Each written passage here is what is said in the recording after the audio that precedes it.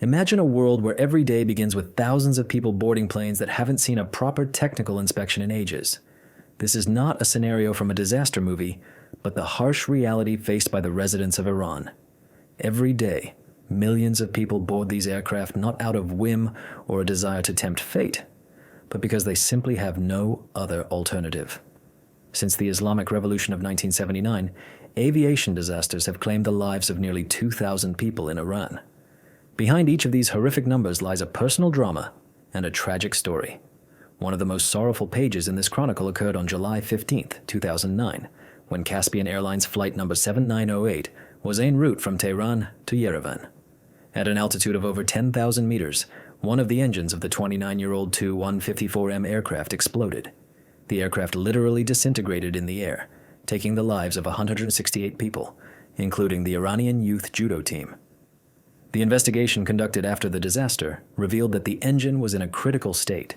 Its resource had long been exhausted, and replacement was impossible due to international sanctions. Iran was prohibited from purchasing original units and spare parts.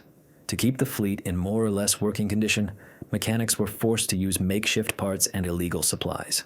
There was a popular version that the tragedy might have been caused by a part assembled literally on the knee.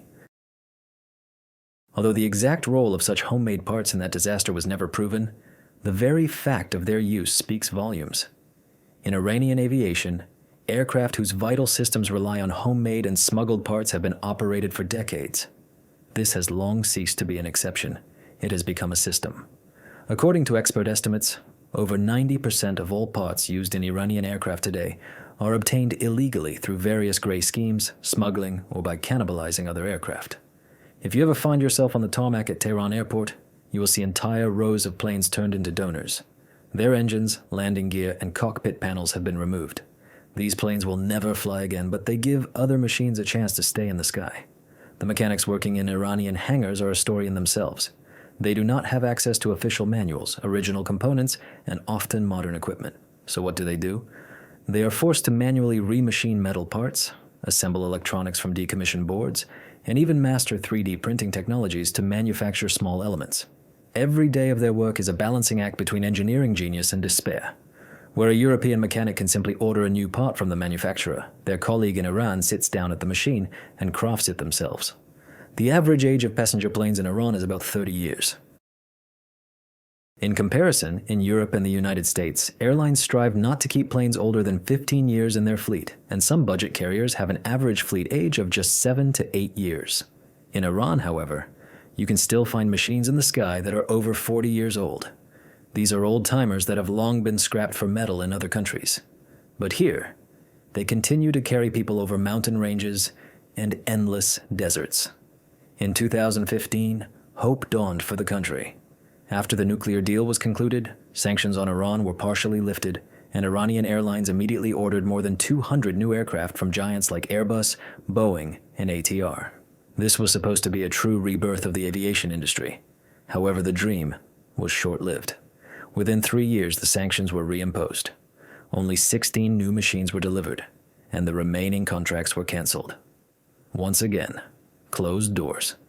Once again, old, worn-out planes that continue to bear the heavy burden of the skies.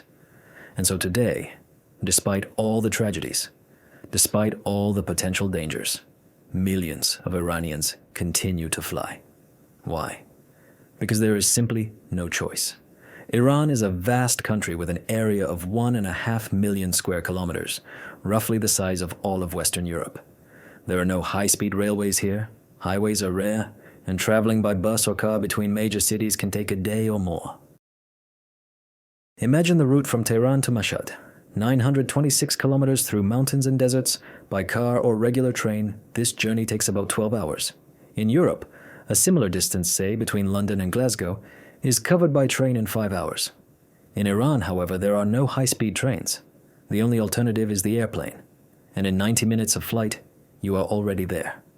However, the number of airplanes in the country is catastrophically low. In a country with a population of 85 million, there are only about 160 passenger airliners.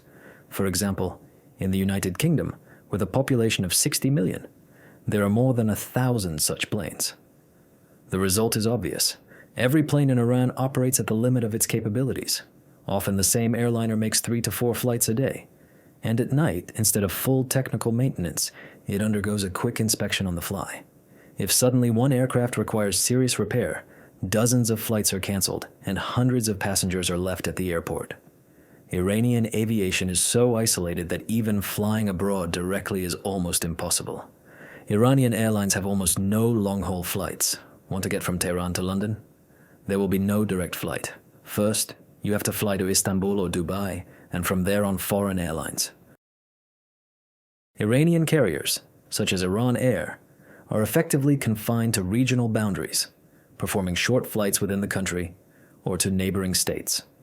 International routes are almost entirely captured by foreign airlines.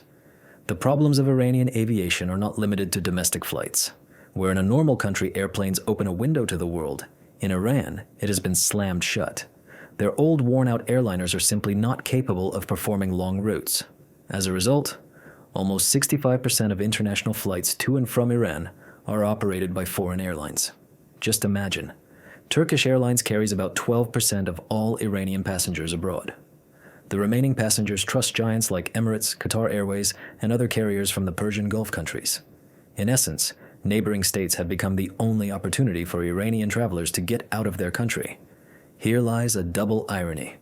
On one hand, without these airlines, millions of Iranians simply would not be able to leave the country. But on the other hand, they earn billions of dollars on someone else's misfortune, while Iran's national airlines are forced to watch from the sidelines. For a state that in the 70s was proud of one of the most modern aircraft fleets in the region, this becomes a painful reminder. Its own wings are broken. The consequences of such isolation are not only economic but also human. In recent decades, almost 2,000 Iranians have died in plane crashes. Each death is a result of sanctions, outdated planes, and lack of access to spare parts. Meanwhile, billions of dollars that could have gone to fleet renewal go annually to foreign carriers. This is how Iran keeps its zombie fleet alive, through desperate ingenuity and risk. But the price of this ingenuity is measured in lives, along with national pride. To understand the full depth of the problem, it is enough to recall one story. The young woman Shirin was seeing her fiancé off on another flight. He managed to buy a ticket at the last moment and waved to her from behind the glass. 90 minutes later, the plane literally fell apart in the air. The engine, which had long needed replacement, shattered into pieces. All 70 people on board perished. Such tragedies are not uncommon. In the hangars of Tehran, mechanics perform the impossible, refining turbine blades with files, resoldering circuit boards, and manufacturing parts using 3D printers. The same bolt, which costs $7 in Boeing warehouses, can cost $500 after smuggling through Dubai and Yerevan, if it even reaches its destination. All this is done so that another old plane can take to the skies. Iranians are aware of this. They see the age of the equipment, read about the disasters, yet they still stand in line for boarding. Why? Because the alternative is even worse. The statistics are deadly. About 18 people die on Iran's roads for every 100,000 of the population, which is almost 8 times higher than in the United Kingdom. For many, the choice is either to risk their lives on a 30-year-old flying antique or embark on a 12-hour journey on dangerous mountain roads. More often than not, the plane seems the lesser evil. But even here, Iranians face harsh realities. Back in 2018, an ATR 7102 aircraft belonging to Iran Caspian Airlines was on a routine flight that turned fatal. The weather that day was far from favorable. Thick fog enveloped the skies, complicating an already difficult journey. The plane was old, older than many of the passengers on board. Its fuselage had endured over 40,000 pressurization cycles, impressive considering similar machines in European airlines are usually retired after 25,000 cycles. However, this story ended in tragedy. 49 minutes after takeoff, the aircraft collided with Mount Dana, reaching an impact speed exceeding 500 kilometers per hour. Almost nothing was left of the once majestic plane. All 66 people on board died. The commission investigating the crash noted a range of issues in its report: outdated equipment, worn-out structure, and navigation errors. But behind the dry words of the official conclusions lay broken human lives and shattered families. Looking at the statistics globally, airlines lose one passenger plane per millions of flights. In Iran, the situation is much grimmer. Disasters occur approximately every 20 months. This is almost 10 times higher than the global rate. Each ticket purchased in this country is not just a travel opportunity, but a kind of bet in a ruthless survival game. Will the plane, assembled from smuggled parts and old components, withstand another flight? Once, just a generation ago, Iran Air was considered one of the safest airlines in the world. Back in 1976, its fleet was joined by the latest Boeing 747 SP, capable of performing the longest non-stop flight of the time from Tehran to New York in 12 hours. The crews wore uniforms by the famous designer Per Cardin, and the company's slogan promised, "We will take you there and bring you back." General Ali Mohammad Kadami, the first Iranian to receive a British civilian pilot's license, was in a leadership position. Under his guidance, Iran Air ranked second in the world for safety, second only to Qantas. At that time, the company placed orders for 2 Concordes. New Boeing 727s and 747s arrived every month, and Iranian engineers trained alongside colleagues in Seattle. But then came 1979, which changed the country forever. The Islamic Revolution turned everything upside down.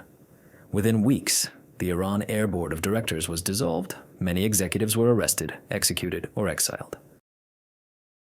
Foreign pilots broke contracts, and of the 46 international routes, fewer than 10 remained. Passenger traffic plummeted from 180,000 to less than 30,000 a month. It was a 6-fold drop in just 3 short months. On November 8, 1979, Flight IR-1 from New York to Tehran ended in Montreal. Shortly after the U.S. Embassy takeover, flights to America were halted. Iran Air did not cross the Atlantic for more than 10 years. General Kademi, the architect of the company's golden age, did not survive these events. 2 days after martial law was declared, he was found dead at home. The official version stated it was suicide, but many colleagues called it murder. Deposits for the Concordes disappeared, new Boeing stood idle without crews, and the airline, once proud of being the second safest in the world, found itself in deep crisis. Then came the war with Iraq, which lasted 8 long years. Every flight was carried out under combat conditions. In just the first 3 months, Mehrabad Airport registered 47 false bomb reports. Civilian crews learned to perform spiral descents onto battered runways. If runways were closed, planes used taxiways to evacuate the wounded. The cost of the war was horrific. About 1,200,000 people died in the country, and many veterans of civil aviation joined the Air Force or did not return from the front. Iran Air's fleet lost 1 in every 3 planes, either to missile attacks or for dismantling into parts. But the most tragic chapter of this story came after the war ended. On July 3, 1988, an Airbus A300 was on flight IR-655 from Bandar Abbas to Dubai. Upon takeoff, its mark appeared on the radars of the American cruiser USS Vincennes in the Persian Gulf. The system correctly identified it as a civilian plane, but the weapons operator mistakenly took it for an F-14 fighter and fired 2 missiles. At 10:30 in the morning, the liner was hit and disintegrated in the air. Debris scattered over an area of about 20 square kilometers. 290 people died, including 70 children. This tragedy became the largest aviation disaster in Iran's history. In the United States, the actions were explained as self-defense. President Reagan called the missile launch the right decision. Compensation to the victims' families was tens of times lower than after the Lockerbie disaster. The captain of the cruiser received the Legion of Merit. Since then, every year on July 3rd, Iranian families go to see and throw flowers at the crash site. For the country, it is not just a tragedy, but a symbol. Being Iranian can be deadly even at 9,000 meters altitude. This disaster finally undermined trust in Iran's civil aviation. The golden age ended, and an era of isolation, sanctions, and ghost planes began. To continue flying, the country turned to an unexpected savior. An ordinary parishioner from New Jersey, Joyce Alabakshis, built a multi-million-dollar supply channel for banned aircraft parts, without which the Iranian fleet would have long been grounded. She bought decommissioned components, labeled them as auto parts, and sent them through Dubai to Tehran. When FBI agents arrested her, she simply said, "They're just parts." For Iran Air, these were components on which lives depended. A filter that cost $500 in Seattle sold for $5,000 in Tehran. By the mid-1990s, the black market was present in almost every technical department, and when this artery was cut off, engineers switched to 3D printing. In basements, they scanned cracked turbine blades, modeled replacements, and printed them for $8,000 instead of $22,000. The quality remained questionable, but the choice was simple. Either walk through the mountains or trust a plastic part. However, neither printers nor smuggling can endlessly deceive physics. Against this backdrop, another story emerges. Amidst an aircraft fleet resembling a museum, a shiny Airbus A340 in fresh Lufthansa livery suddenly lands, but under the flag of Mehen Air. While the national carrier struggles to get a dozen old machines into the sky, this shadowy airline operates dozens of comparatively modern aircraft. Washington calls Mehen Air the personal airline of the Islamic Revolutionary Guard Corps. It is accused of transporting weapons to Syria, transiting officers across 5 continents, and even gold schemes through shell companies. In a country where a single original bolt can cost tens of thousands of dollars, the very existence of such a fleet raises the main question. Why is a private shadow airline better equipped than the national carrier? It seemed the answer was found in 2016 when the nuclear agreement temporarily lifted sanctions. Iran signed a contract for 200 new aircraft worth $40 billion. It was the largest order since the A380 era with Emirates. When the first A321 arrived in Tehran in January 2017, mechanics wept. "I forgot what a new plane looks like," admitted a 30-year-old captain. But the dream quickly collapsed. Today, Iran needs about 600 liners to serve 85 million residents. However, only about 150 remain in service, and the fleet is shrinking by 8% a year. If this trend continues by 2030, the country's commercial aviation risks disappearing altogether. At the Mehrabad parking lots, decommissioned Boeings stand in rows. There are more than 100. A whole aircraft graveyard stretched over a dozen football fields. Against all these events, the fate of the first A321 model aircraft, which once became a true symbol of hope and revival, seems especially tragic. Today, it is dismantled for parts, like old, worn-out cars it was supposed to replace but never could. In the modern world, air transport plays the role of the circulatory system in a country's body, maintaining its viability and ensuring connections between different regions and continents. When the skies remain empty, economic activity stalls, and families find themselves cut off from each other, like islands in the ocean. Ideas that usually move freely around the world suddenly stop, as if before an insurmountable barrier. If the successful flight of each aircraft becomes a true miracle, it is no longer just a political game. It becomes a matter of desperate struggle for survival. Iranian aviation today stands on the edge of an abyss, balancing on the brink of the possible and the impossible. The main question is, what will fill this empty space when the last operational planes, like birds with clipped wings, cease to rise into the boundless sky? Will it be a diplomatic solution that brings new opportunities and inspiration, or despair that plunges the country into an even deeper crisis?